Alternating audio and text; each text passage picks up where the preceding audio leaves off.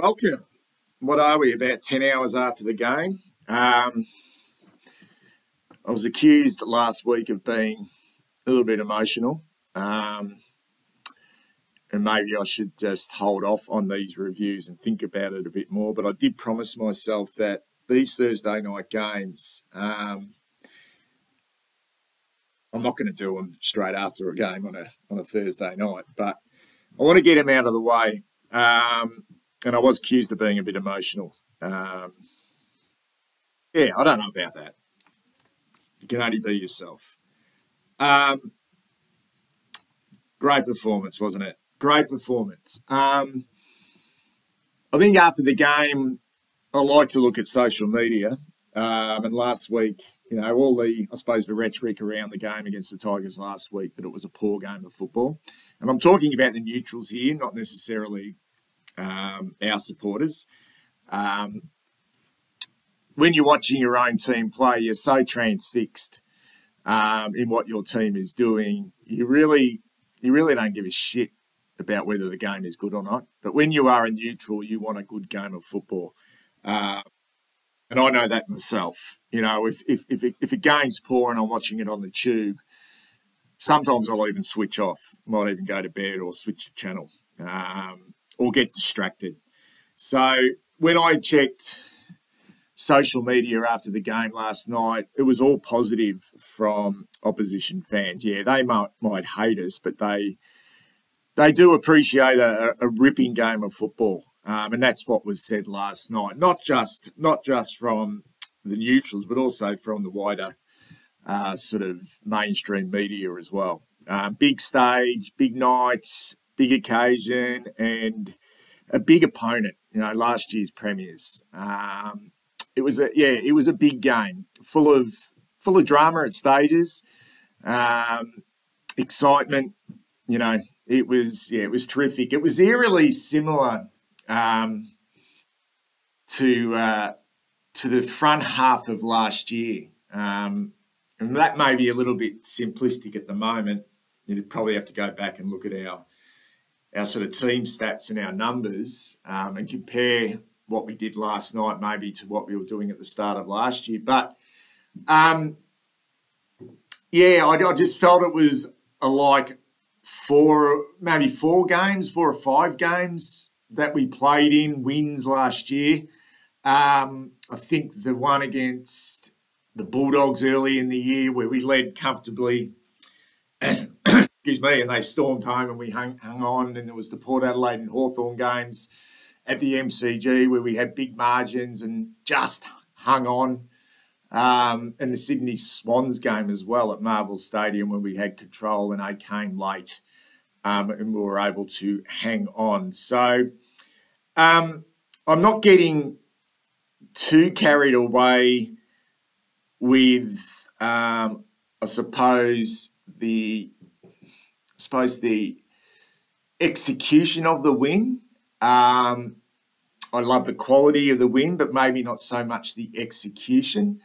And that's not being negative. I think that's just exactly where we're at. And I don't, time will tell whether we can, I suppose, put teams to bed, one, but also when teams do come late at us, that we are able to show a little bit more composure. I still felt like last night, and I reckon probably Voss felt the same way, and as much as he was ecstatic with the win, I think we got a bit wrong late in that game. And it was almost like, and this will need to happen when it gets tight like that. And we were all at three-quarter time, 23 points up. We all knew, knowing us, that Geelong were going to come and they would come hard. So that wasn't a surprise. And it was heart-in-your-mouth stuff. And there was this sadistic side of me, and I shouldn't be this way, but I almost, for our real learning, I almost wanted Jack Bowes, who's caused some misery on us in the past, if you remember back to that Gold Coast Suns game, when Brendan Bolton was coach, I think, where he kicked the goal late when Plowman and co fell over each other at Metricon Stadium. It was almost a part of me wanted him to kick that goal to get it back to what would have been 3 points, whatever it was, 2 points. And to see how we would cope with that with 3 or 4 minutes remaining or however long was left on the clock. Would have that made a difference? I'm not quite sure, but I just feel there were such big moments, and they weren't luck. I mean, the Harry marks were just, they were out of this world. They were out of this world, and to have a weapon like him. But I go back to those wins we had last year. I think the Port Adelaide one and the Hawthorn one, where those two teams were coming late. I remember Harry taking some big marks down the line, and he did that again last night. And is that just essentially how we want to ice the clock? Is that our composure? It's great to have an asset like Harry to be able to do that. And then the mark by Young obviously was terrific in such a dangerous part of the ground against a quality opponent. And I thought our pressure around the ball late in that game was just huge from everyone. The desperation. Remember a big tackle by Zach Fisher on Azava Radagalier. Just one moment, the going against the flight of the ball by young Ollie Hollins to spoil Jerry McCameron in that last part of the game as well was big. So there were huge moments, but I almost wanted to, I wanted an opportunity for us to show a little bit more composure with maybe 5 minutes remaining. There was the McGovern kick from fullback, which was a cost. Which did they score from that? Did they kick a goal from that? Can't remember, but it was terrible. And I suppose the big one, which probably highlighted that we got a little bit to go, and I think it can be rectified. It has to be rectified. I mentioned last week that maybe we don't have the players who can show composure, but I don't know, the Sard one, and I would have hated this to have tarnished his game because I thought he was magnificent last night, Adam Sard. But the one where he just wanted to put speed on the ball and then go up the centre of the ground and instead of going chipping it wide and then letting us maybe ice the clock, all we needed was to ice it for about a minute and a half to take the zing out of the game. But I felt like we just wanted to give the ball back to Geelong. We just wanted to give the ball back to them. And I don't think that's the plan. I honestly don't think that's the plan. And then Sard just sort of kicks the ball aimlessly to another really dangerous sort of spot, which is sort of the centre back region for Geelong. And they just had numbers and they streamed through the middle. So there's a fair bit still to get right in that regards. And I didn't walk away from that thinking, well, we've got the monkey off our back in regards to it was a great win. And yeah, we hung on because in those big moments we were great. And I'll get on to why I think that's the case. But I still think there's an execution problem there and a bit of a composure problem. Even when we got that 50-metre penalty, was it TDK got a 50-metre penalty with maybe 2 minutes remaining on the clock late in the game, and he had to be told. Newman came over to him and said, "Settle down, mate. Fucking settle down. Stop rushing." There's no doubt that Newman went in his ear and said, "Mate, chip the ball. Chip the ball." It was almost like you want to go to a bull at the gate and run 100 miles an hour. Okay, it was just, yeah. And maybe that's a confidence thing. Who knows? But the reason why I was pretty positive going into this game was all around attitude. And I think when you really take a look at it over the last, say, 12 months or so, since Voss took over and we saw this team in action for the first time last year, I don't think we could have ever really questioned sort of attitude, engagement, motivation as things that we were concerned with this group.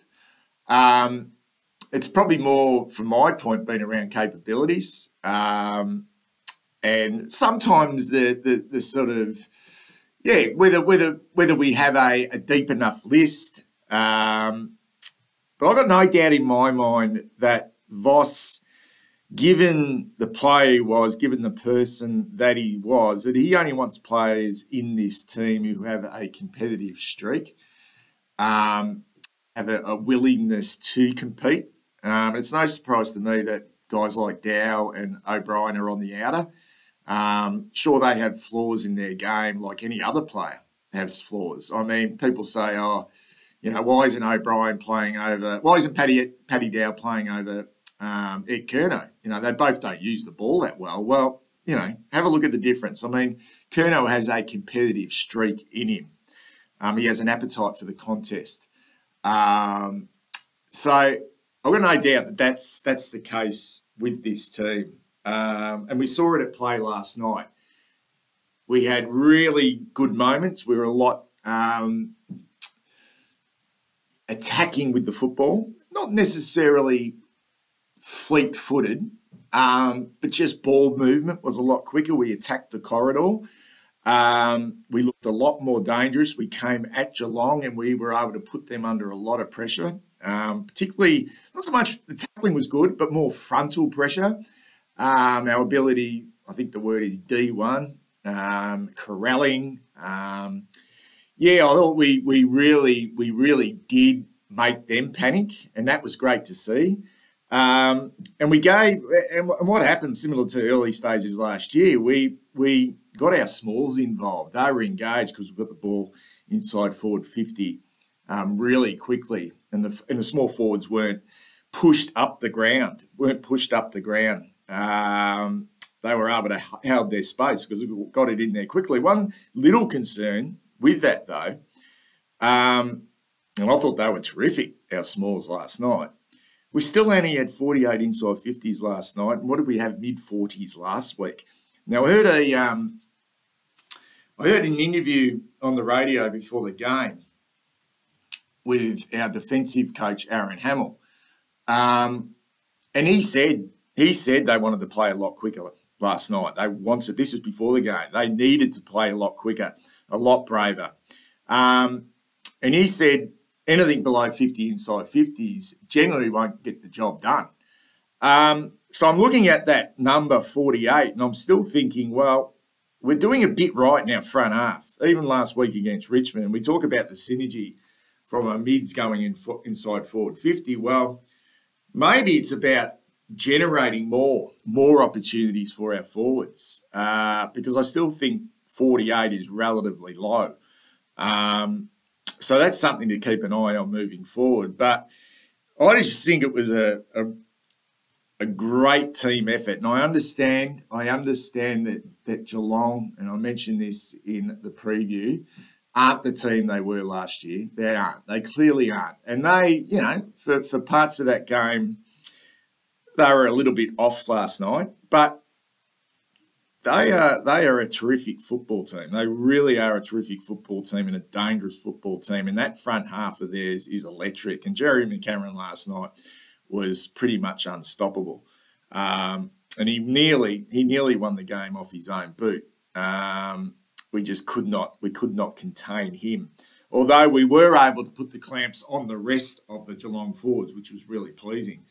But they are still an excellent football team, and we had to play well. Regardless of where we're at, we had to play well to beat them.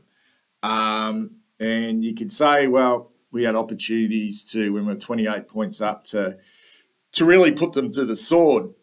But we've also got to understand that isn't necessarily us at the moment. Just like being able to show better composure and execution late in the game, that is not essentially us at the moment as well. So that just means that we've still got a bit to go here, and maybe a fair bit.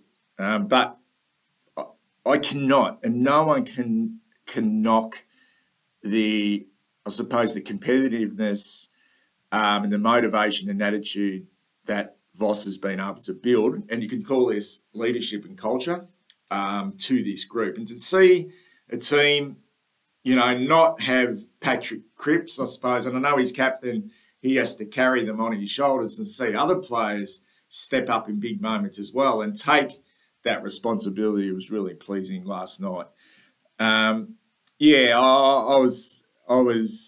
wasn't jumping off the couch with that win, because I thought, well, this is the opportunity for us to get Geelong. If they were at their absolute best, there's question, but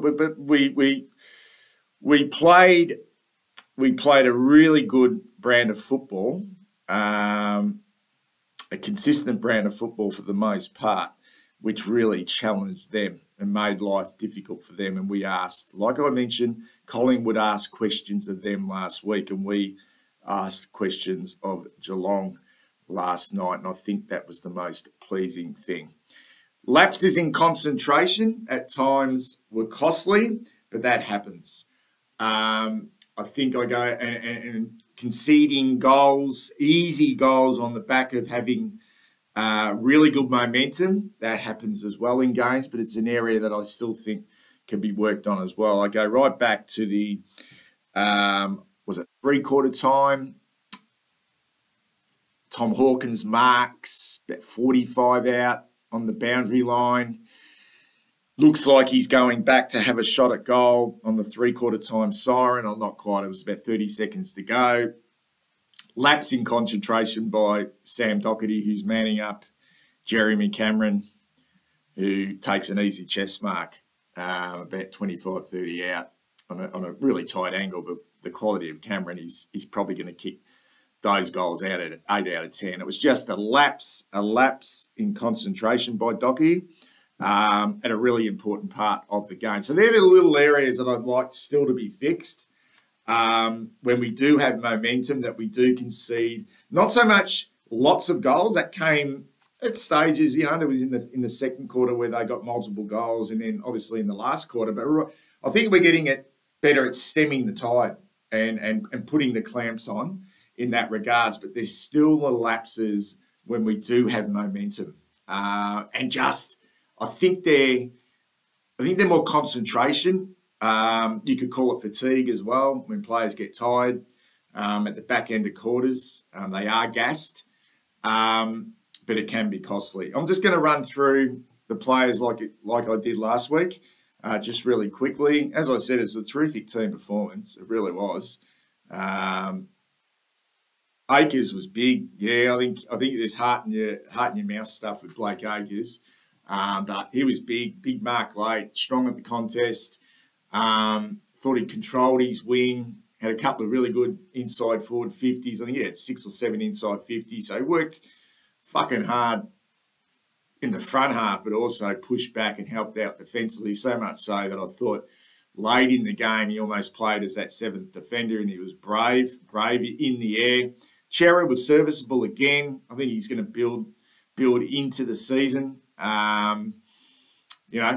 Really, when you think about it, there's no Walsh and there's no Hewitt at the moment. So that midfield, there's a big load on them, a big load. And I felt, as much as they were all heroic in that last quarter, I felt like we probably did tire a little bit through that midfield because they'd done so much work in the first part of the game. Cowan, I'm being relatively surprised. And I know I was, I suppose, critical of the club in regards to playing these kids, more around the fact that where are the others? And I know we've got a few injuries, but not a lot. So why we got 2 18-year-olds coming into this football team and overtaking, other players that have been on the list for 3 or 4 or 5 years. So that was more my response. And I did say that these young kids would get eaten alive on the big stage, but that hasn't been the case. He played a full game last night, played a big role in stopping what I think are the best three small forwards in the competition in regards to their work rate and what they do. And they didn't have good nights last night, but that's Brad Close, Stengel and Myers, and I thought he did a terrific job. Cowan, as hard as a duck's head, thought he showed a lot more composure last night than what he did against Richmond as well, and played the full game. Cripps, I thought he was well beaten early by Mark Blixaz, but really worked into the game in that third quarter and had some big moments. Lovely kick around his body.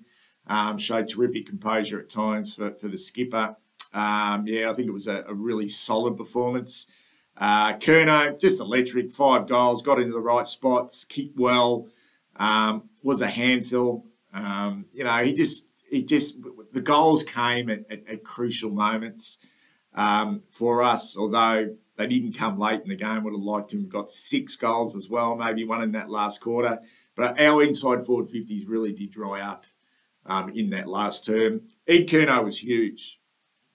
Did a great job. I thought it was a terrific move by the match committee to put him on Cam Guthrie, who is a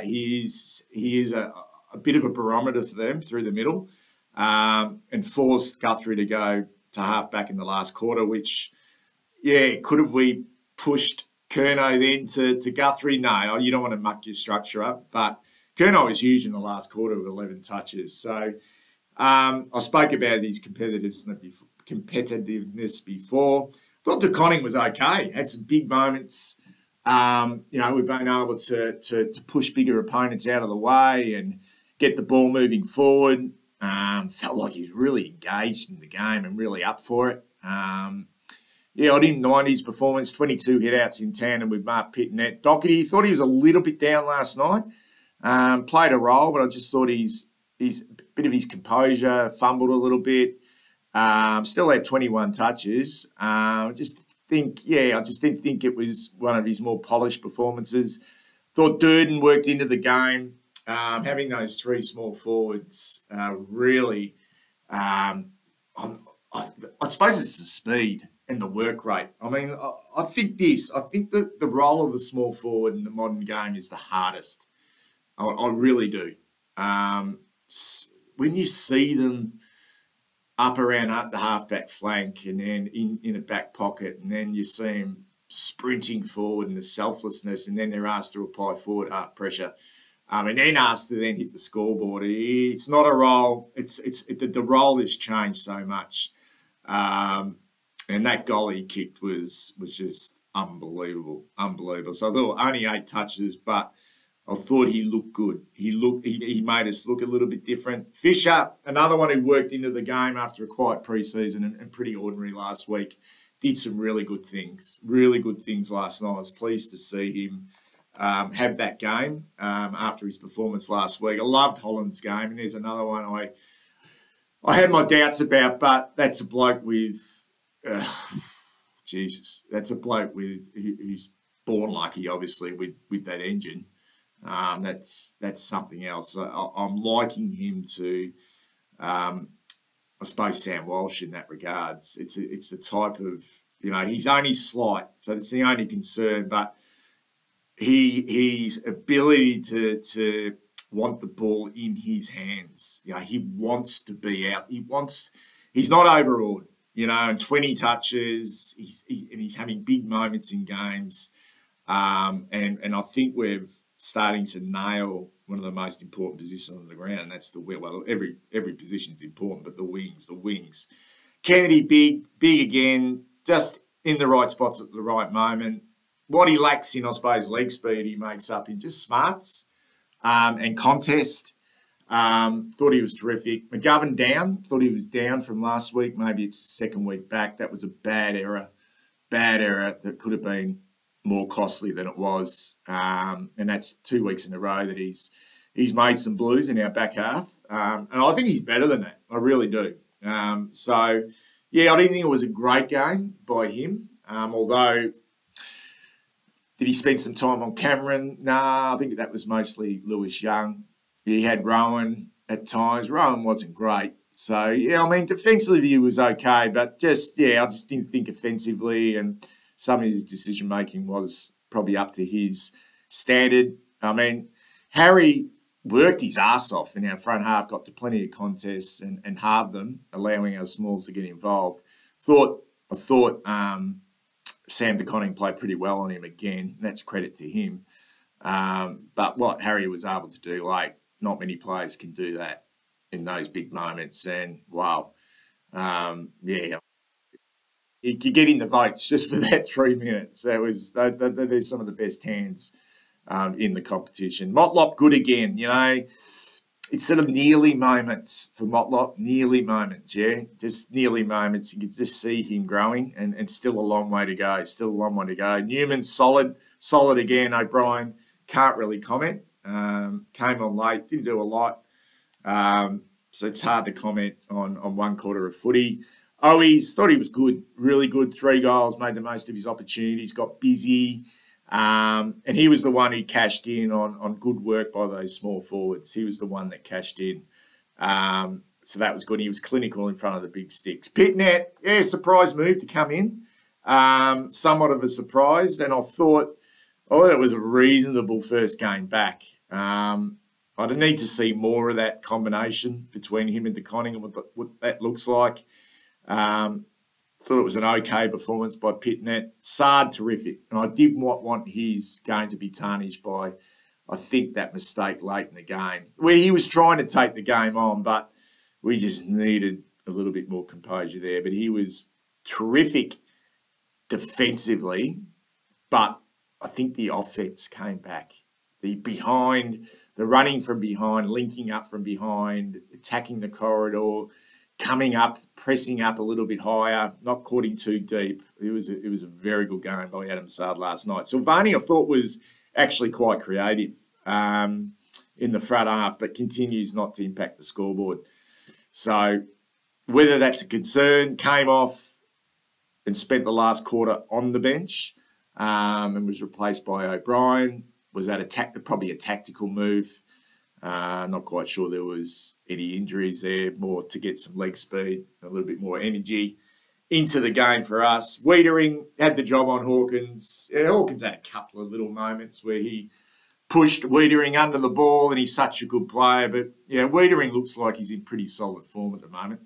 It was a really good sort of leadership type game from Jacob Wiedering last night. And Lewis Young had his hands full all night with Jeremy Cameron, but Cameron's ability to work his opponent over and get up the ground. And I saw him taking marks in defence. That's how hard he works. And he's so clinical. He's such a good kick that every time he gets it, he's going to kick you 6 straight. Like he gets the ball in his hands. He's going to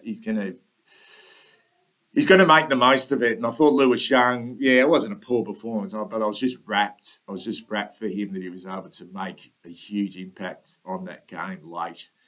That's a wrap, guys. That's a wrap. Tell us what you think in regards to our team last night. And I'll be back early in the week to do a preview of our round 3 game. What is it, against the Giants, I think? Is it against the Giants away? Anyway, I'll have a look. Speak soon.